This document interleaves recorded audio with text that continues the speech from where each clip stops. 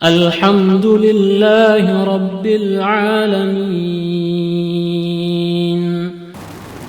السلام عليكم ورحمة الله وبركاته. إن الحمد لله نحمده ونستعينه ونستغفره ونعوذ بالله من شرور أنفسنا ومن سيئات أعمالنا. من يهده الله فلا مضل له ومن يضلل فلا هادي له. أشهد أن لا إله إلا الله وحده لا شريك له وأشهد أن محمدا عبده ورسوله. اللهم صل وسلم على نبينا وحبيبنا وشفيعنا محمد عليه أفضل الصلاة وأتم التسليم. اللهم إنا نسألك علما نافعا ورزقا طيبا وعملا متقبلا. اللهم انفعنا بما علمتنا وعلمنا ما ينفعنا وزدنا علما. Alhamdulillah,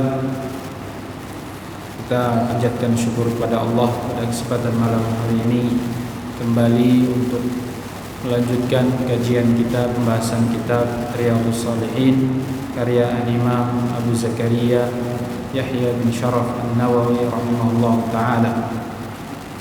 Dan pada pembahasan malam ini yaitu bab tentang turuq al-khairi kathir atau bayan kathrati turuqil khair, penjelasan tentang jalan-jalan kebaikan itu banyak. Dan pertemuan sebelumnya kita sudah membacakan beberapa ayat yang menjelaskan tentang masalah ini, di antaranya di dalam surat Al-Baqarah ayat 215 Allah mengatakan wa ma taf'alu min khairin fa innallaha bihi alim. Apa yang kalian lakukan dari kebaikan pasti Allah akan tahu. Juga di dalam Al-Baqarah ayat 198 wa ma taf'alu min khairin ya'lamuhullah. Kebaikan yang kalian lakukan pasti diketahui. Demikian juga di dalam surat Az-Zalzalah ayat 7 Allah mengatakan faman ya'mal mithqala dzarratin khairan yarah. Barang siapa yang melakukan satu kebaikan, maka pasti dia akan melihatnya di hari kiamat. Dia pasti akan panen di hari kiamat. Juga di dalam surat Al-Jathiyah ayat 15 Allah mengatakan man amila salihan falinafsi. Barang siapa yang melakukan amal kebaikan, pasti kembalinya adalah kepadanya. Ini adalah beberapa ayat dan masih banyak lagi ayat sebagaimana dikatakan oleh Al-Imam An-Nawawi. Dia mengatakan fal ayatu fi hadzal babi katsiratun. Ayat-ayat semisal ini banyak sekali di dalam Al-Qur'an. Demikian juga hadis-hadis banyak, bahwa al-hadis kadzalik fa katsirun jiddan. Hadis-hadisnya malah justru kata beliau lebih banyak lagi.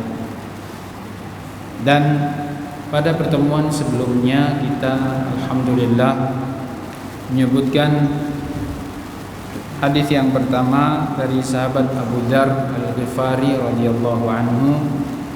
Sahabat Abu Dzar Al-Ghifari radhiyallahu anhu namanya adalah Jundub bin Junadah radhiyallahu anhu.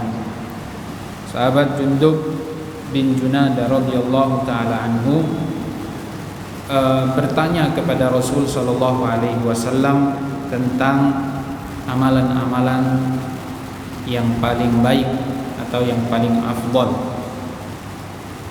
Dan pertanyaan para sahabat adalah tujuannya untuk diamalkan.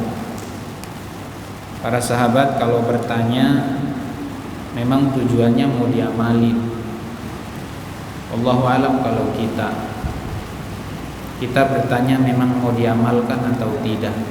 Kadang-kadang tujuannya cuma ngetes, kadang-kadang memang tujuannya mau bikin keributan, kadang-kadang juga bertanya masih pengen cari pendapat mana yang lebih mudah, mana yang lebih tepat sesuai keinginan, sesuai hawa nafsu. Jadi nanyanya bukan mau diamalin. Beda dengan para sahabat. Para sahabat kalau nanya memang diamalkan. Al-Imam Syekh Al-Utsaimin mengatakan was-sahabatu radhiyallahu anhum yas'aluna an-nabiyya an afdali al-a'mali min ajli an yuqimu atau an yaqumu biha. Memang para sahabat kalau mau bertanya tujuannya untuk diamalkan. Walaisu kaman ba'dahum, beda dengan orang selain mereka. Maksudnya selain sahabat. Mungkin yang beliau singgung adalah manusia-manusia di zaman kita sekarang ini.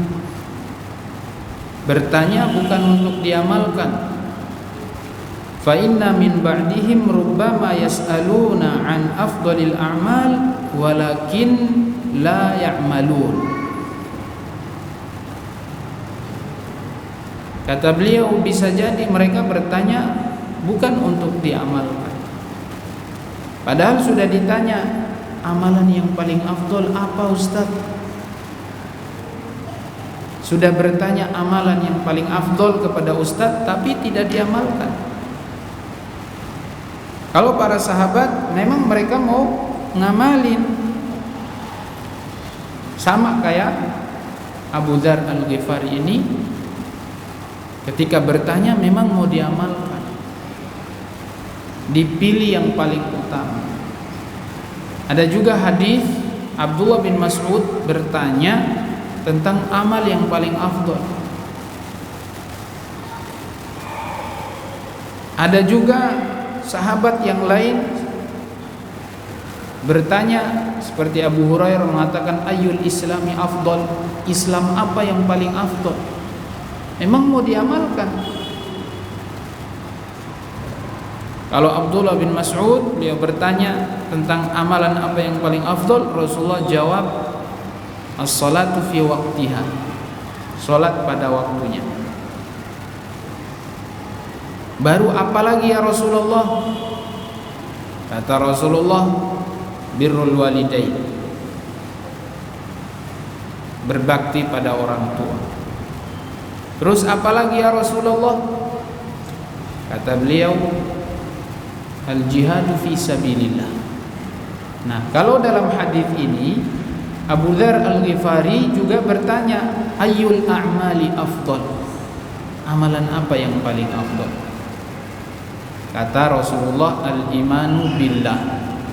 Dan kemarin sudah kita jelaskan tentang iman, tentang keimanan. Jadi amalan yang paling afdal itu adalah iman. Keimanan itu adalah qaulun bil lisan, diucapkan dengan lisan. Wal i'tiqadu bil jinan, diyakini dengan hati. Wal amal bil arkan, diamalkan dengan perbuatan. Yazidu bi ta'atir rahman, bertambah karena taat kepada ar-rahman, yaitu Allah. Wa yanqus bi ta'ati syaitan, dan berkurang karena kita patuh pada setan, mengikuti setan. Padahal Allah terus dan sering mengatakan wala tattabi'u khutuwati syaitan, jangan ikut langkah-langkah setan. Jangan ikut langkah-langkah setan. Ya, itu iman. Jadi definisi iman jelas, ucapan, keyakinan, diamalkan, bertambah karena ketaatan, berkurang karena maksiat. Jadi tinggal ukur saja setiap amalan. Kalau seandainya tidak memenuhi ini, berarti dia bukan bagian dari keimanan. Dan memang setiap amal itu adalah bagian dari keimanan. Amal soleh itu bagian dari keimanan.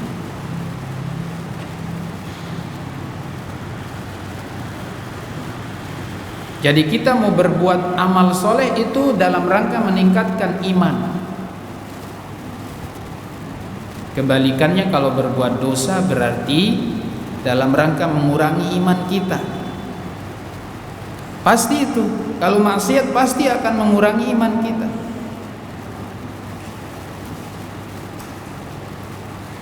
Dan sudah kita jelaskan tentang keimanan pada pembahasan sebelumnya. Iman, ada sebagian orang memahami iman itu cuma ucapan dengan lisan. Ya. Ucapan dengan lisan.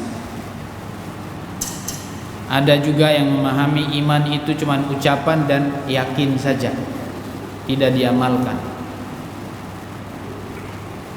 Ditanya, Ustaz, sholat wajib? Iya wajib. Yakin? Iya yakin, tapi nggak sholat. Itu berarti beriman tidak?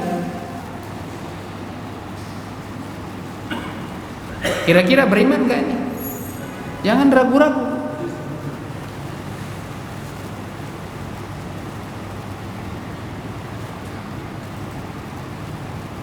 Iman itu harus lengkap, ucapan, yakin, amal. Itu paling inti adalah 3 ini. Urusan nanti dia stabil atau tidak tergantung Anda berbuat atau tidak. Turun naik itu iman. Memang itu normal kalau turun naik. Tapi yang jelas ini 3 ini harus yang paling dasar. 3 itu yang paling dasar. Iman itu ucapan, keyakinan, amal. Ya. Ada orang bilang, Ustaz, saya ini walaupun tidak ngamalin, tapi hati saya yakin betul. Saya tetap hati saya baik walaupun tidak sholat, ya, tidak puasa, hati nggak pakai jilbab, misalnya. Sudah diucapkan, sudah diyakini, tapi tidak diamalkan. Nah, ini imannya bermasalah. Maka iman itu harus lengkap 3-3. Kata Rasulullah dalam sebuah riwayat Imam Ad-Darimi, la yasluhu qaulun la yasluhu aw la yastaqimul iman illa bil qaul. Iman tidak akan lurus, tidak akan benar kalau tidak diucapkan. Wala yastaqimul iman wala yastaqimul iman bil qaul illa bil amal. Dan iman tidak akan baik hanya dengan ucapan, kecuali tambah dengan perbuatan. Wala yastaqimul iman bil qauli wal amal illa bin niyyah. Dan iman itu tidak sempurna jika tidak diucapkan, tidak diamalkan, dan tidak diyakini. Wa muwafaqatus sunnah, kata beliau, dan kesesuaian dengan sunnah. Mohon maaf, ini bukan hadis ya, ini ucapannya Imam Al-Auza'i. Mohon maaf, Imam Al-Auza'i. Ini ucapan Imam Al-Auza'i, ulama muridnya tabi'in yang meninggal tahun 157 Hijriah, ulama Syam. Ya. Jadi iman itu harus lengkap 3-3 itu. Kemudian amalan yang paling afdal yang kedua setelah iman kepada Allah, yaitu al-jihadu fi sabilillah. Jihad di jalan Allah. Jihad di jalan Allah. Jihad secara bahasa itu adalah dari jahada yujahidu mujahada, bersungguh-sungguh, berjuang. Itu adalah al-jihad. Artinya apa? Bersungguh-sungguh. Dan kalau secara istilah syar'i, jihad itu adalah definisinya didefinisikan oleh para ulama banyak sekali, tapi saya ambil definisi Imam Ibnu Hajar Al-Asqalani. Beliau mengatakan huwa badlul juhdi fi qitalil kuffar, atau sebelum Imam Ibnu Hajar, definisi yang dikemukakan oleh Imam Ibnu Taimiyah. Kata beliau, al-jihadu minhu ma huwa bil yad. Al-jihadu huwa badlul us'i, yaitu mengeluarkan semua kemampuan. Wa huwal qudratu fi husuli mahbubil haq, yaitu kemampuan untuk menghasilkan atau mendapatkan kebenaran yang disukai, yang diinginkan, yang dicintai. Wa daf'i ma yakrahuhul haq, dan menolak setiap kebenaran yang menolak setiap keburukan yang ditolak oleh kebaikan atau kebenaran itu sendiri. Jadi jihad itu adalah, kata al-Imam, mengeluarkan semua kemampuan untuk mendapatkan apa-apa yang dicintai dan menolak apa yang dibenci, apa-apa yang tidak sejalan dengan kebenaran. Itulah jihad. Maka dari sini definisi jihad itu umum, karena definisinya adalah upaya untuk mendapatkan apa-apa yang dicintai oleh Allah Subhanahu wa taala, yaitu kebenaran, dan menolak setiap apa yang dibenci oleh Allah. Itu adalah jihad. Dan kata beliau, jihad itu dilakukan dengan tangan. Wa minhu ma yakunu bil qalb, juga dilakukan dengan hati. Wa dakwah, ajakan. Wal hujjah ini bisa juga bermakna menegakkan hujah, membantah. Wal bayan war ra'i, penjelasan, itu juga jihad. Wat tadbir was sina'ah, wa yajibu bi ghayati ma yumkinuhu, wa yajibu 'ala al-'uqdah an yakhlifu al-ghuzat fi ahlihim wa malihim. Ya. Dan diwajibkan dengan sesungguhnya untuk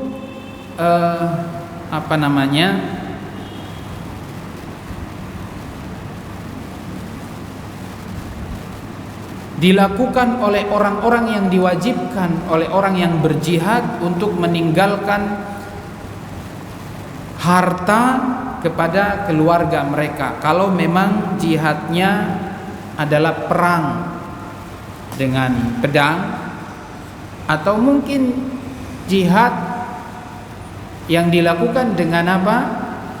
Dengan dakwah, menyampaikan kebenaran, berdakwah, tentu mengeluarkan harta juga. Maka kata beliau, jihad ini bisa dilakukan dengan tangan, dengan hati, ya. Wad da'watu wal hujjatu wal bayan wal ra'i wat tadbir was sina'ah. Ini semuanya bukan hanya sekedar berperang melawan orang-orang kafir dengan pedang, tapi dengan hujjah, dengan dakwah, penjelasan. Ini juga dakwah, ini juga jihad.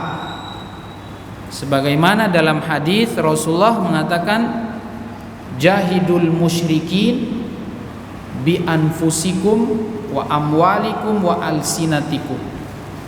Perangilah, lawanlah orang-orang musyrik dengan jiwa-jiwa kalian, dengan diri-diri kalian, dan harta-harta kalian, dan lisan-lisan kalian. Maksudnya dengan dakwah.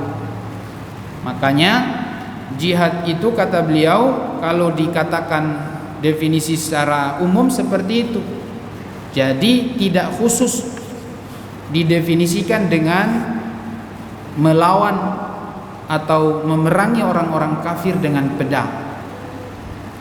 Memang kalau dalam pembahasan fikih, dalam pembahasan kitab-kitab fikih para ulama, misalnya Abu Hanifah, Imam Malik, Imam Syafi'i atau Imam Ahmad. Biasanya kalau dalam kitab fikih pembahasannya jihad itu artinya berperang melawan orang kafir dengan pedang. Itu pasti seperti itu. Nah, nanti kita akan bahas jihad yang maknanya secara umum dan ada jihad yang maknanya secara khusus. Nah, jihad yang maknanya secara umum yaitu tadi, ya, berjuang di jalan Allah Subhanahu wa taala. Apa? Allah. Jihad berjuang di jalan Allah dengan segala potensi yang kita miliki, baik tadi dengan dakwah, penjelasan, ya, atau dengan harta. Ini jihad secara umum, juga masuk di dalamnya berperang melawan orang kafir dengan pedang. Ini jihad secara umum. Kalau jihad secara khusus, ya memang didefinisikan oleh para ulama huwa da'watul kuffar ila dinil haq, kata para ulama Hanafiyah, yaitu mengajak orang kafir kepada kebenaran, ya, dan diajak dulu. Kalau dulu di zaman Rasulullah perang dengan orang kafir itu ditawarkan dulu masuk Islam. Dikasih surat ke Romawi, Raja Romawi, kasih surat ke Raja Persia, kasih surat Raja Mesir, kasih surat ke Raja Ethiopia, kasih surat ke Raja Yaman. Semuanya pertama ngajak dakwah, ya, artinya masuk Islam dulu. Selalu di dalam awal surat beliau kepada raja-raja itu Rasulullah bilang, salamun ala manittaba'al huda, salam bagi orang yang mau mengikuti hidayah Islam. Diawali dengan aslim taslam, masuk Islamlah kamu selamat. Fa in tawallait fa alaika ithmul arisiyin, kalau kamu berpaling kamu akan diperangi. Kalau kamu tidak mau, kamu akan kami perang. Nah, itu awal suratnya Rasulullah. Jadi pertama ajak dakwah dulu, masuk Islam, nggak mau perang. Nah, maka sebenarnya esensi daripada jihad itu sebenarnya dakwah. Esensi daripada jihad itu adalah dakwah, mengajak mereka dulu masuk Islam, nggak akan perang. Ini kalau misalnya negara kita adalah negara Islam yang memang pakai hukum Islam secara utuh, pemimpinnya Islam dan mengajak kita untuk jihad, sama kayak di zaman Rasulullah, Abu Bakar, Umar, Uthman, Ali dan setelah itu. Kalau kita sekarang bukan negara Islam, memang kita negara Pancasila, demokrasi, mayoritas penduduknya Muslim. Itu kita bukan negara Islam. Negara kita adalah negara demokrasi berasaskan Pancasila, yang mayoritasnya adalah Muslim. Yang kasihan, lemah. Memang seperti itu. Di akhir zaman umat Islam banyak jumlahnya, tapi seperti buih. Bayangkan jumlahnya banyak tapi nggak punya kekuatan. Seperti apa? Buih yang dibawa arus kemana-mana, ya, terombang ambinglah mereka, nggak ada kekuatan. Apa sebabnya? Rasulullah bilang hubbud dunia wa karahiyatul maut, cinta dunia dan takut mati. Cinta dunia, takut mati. Bahkan ada yang memang gak mau mati.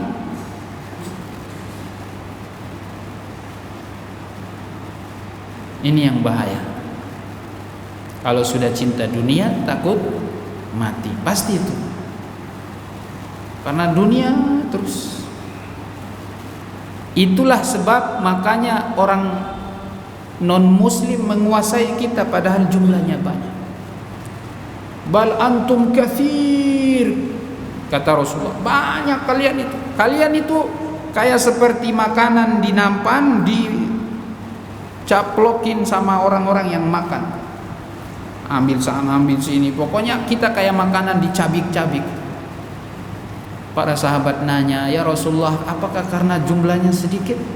Oh bukan, justru kalian banyak jumlahnya, tapi seperti buih di laut. Apa sebabnya? Cinta dunia, takut mati. Ya, takut kalau bangkrut, takut kalau tidak lulus, takut kalau misalnya dipecat dari kerja. Ini karena hati kita sudah bergantung pada dunia. Nggak ada lagi di hati kita Allah Subhanahu wa ta'ala. Bukan berarti kita memang tinggalkan dunia, bukan berarti tinggalkan dunia. Ada wasiat yang luar biasa dari seorang ulama, Yahya ibnu Abi Katsir, seorang ulama tabi'in yang meninggal tahun 129 Hijriah. Beliau bilang, ma amartukum bitarkid dunia, aku tidak suruh untuk meninggalkan dunia, walakin amartukum bitarkid dzunub, tapi saya suruh kalian itu tinggalkan dosa. Fa inna tarkad dunya fadilah, karena kalau meninggalkan dunia itu hanya orang-orang yang mulia saja yang melakukannya. Maksudnya bukan total tinggalkan dunia, tapi yang membawa kepada kegemerlapan, lupa Allah. Ini hanya orang-orang yang mulia. Ini kemuliaan. Wa inna tarkad dzunubi fardhah. Sementara meninggalkan dosa itu wajib. Wajib hukumnya. Jadi ada kaitannya.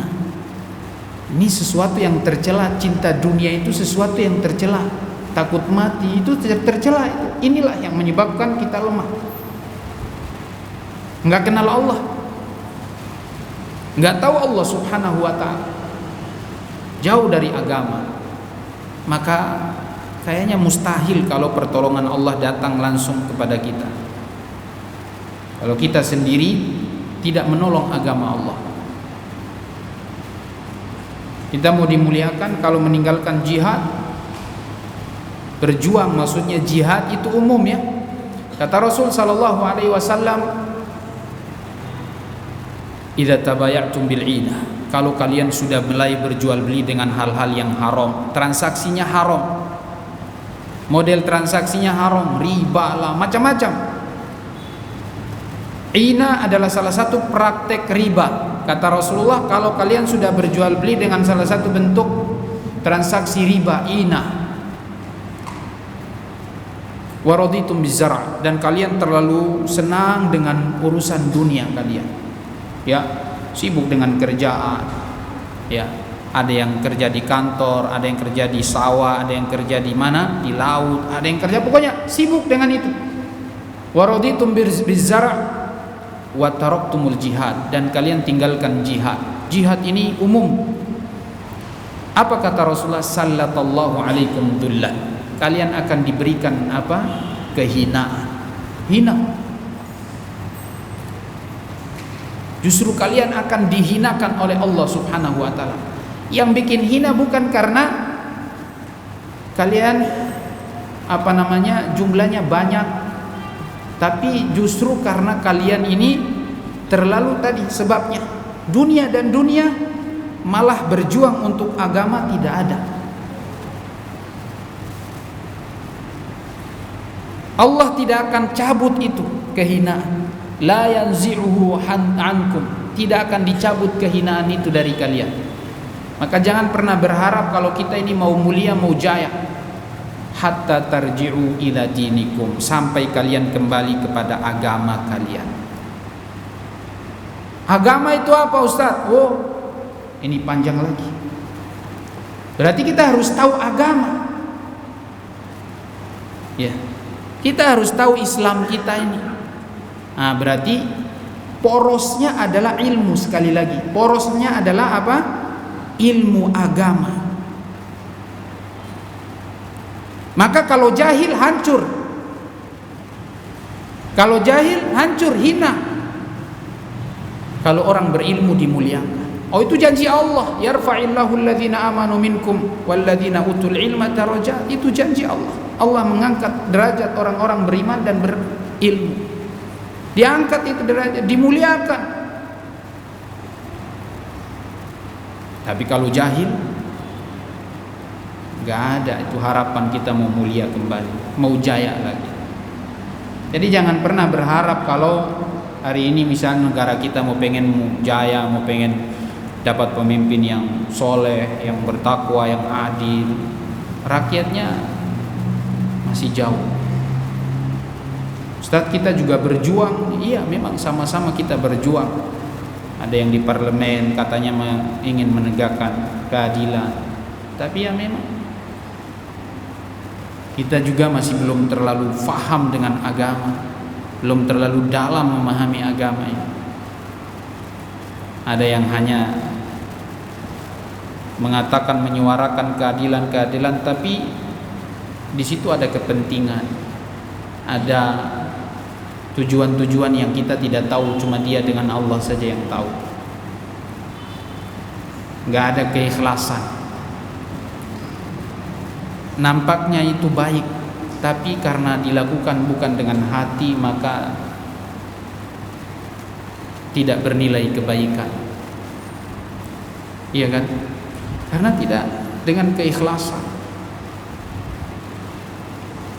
Maka jihad fi sabilillah bermakna umum, itu seperti yang tadi kita katakan, jihad umum bukan cuma maknanya berperang melawan orang kafir, tapi juga luas, belajar ilmu jihad.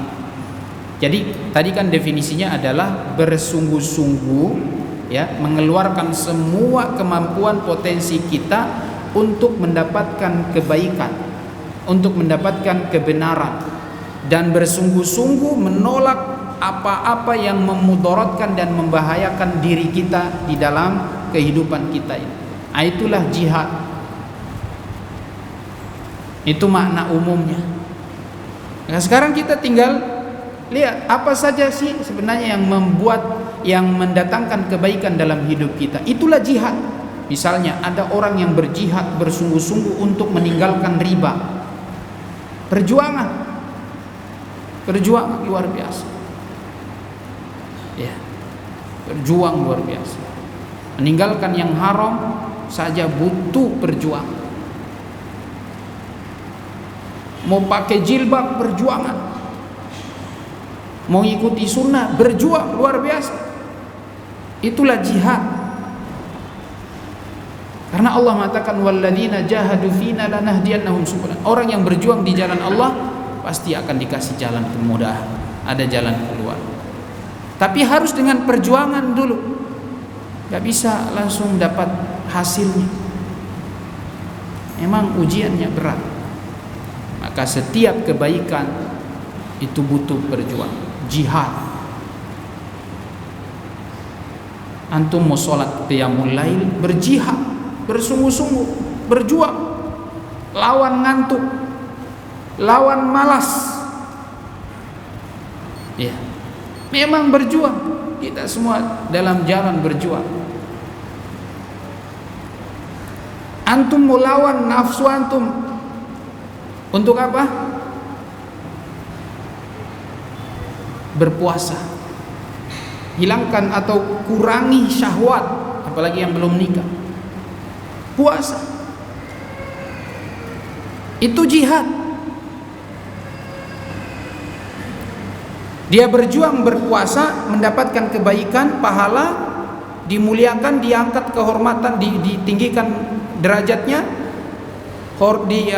kehormatan jadi mulia, dan dia akan diselamatkan dari perbuatan yang haram, yang berbahaya untuk dirinya. Itulah jihad.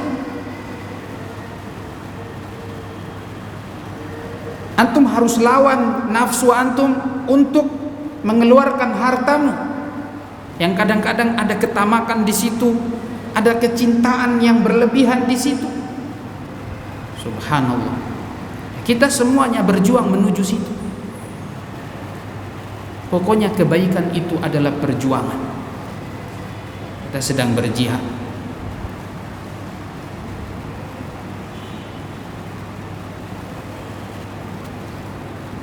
Kalau para sahabat dulu, mereka kalau mau berinfak ngasih yang mereka sukai. Ketika firman Allah Subhanahu wa taala turun, lan tanalul birra hatta tunfiqu mimma tuhibbun, itu ayat surat Ali Imran ayat 92. Kalian tidak akan mendapatkan kebaikan sampai kalian infakkan apa yang kalian sukai, yang kalian senangi. Itu Abdullah bin Umar, setiap dia punya barang apa saja yang dia sukai, dia kasih yang itu. Pernah suatu kali beliau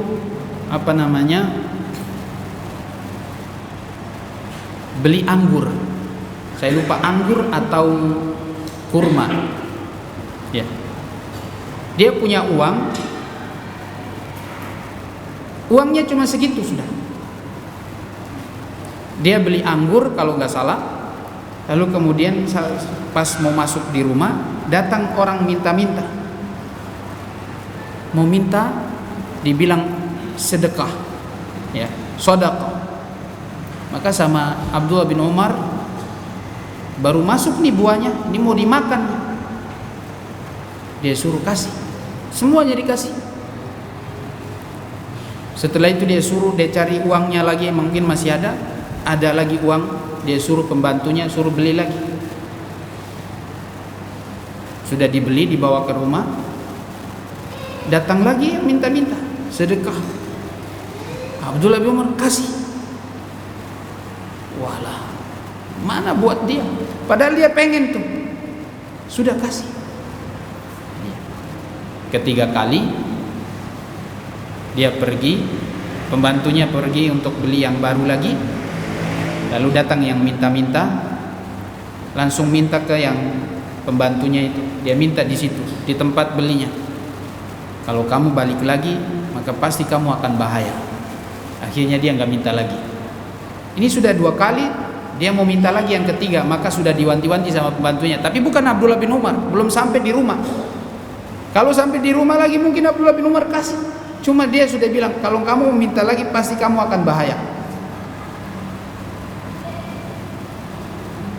Ya, memang seperti itulah hati mereka, ya. Sedikit yang mereka sukai langsung dikasih.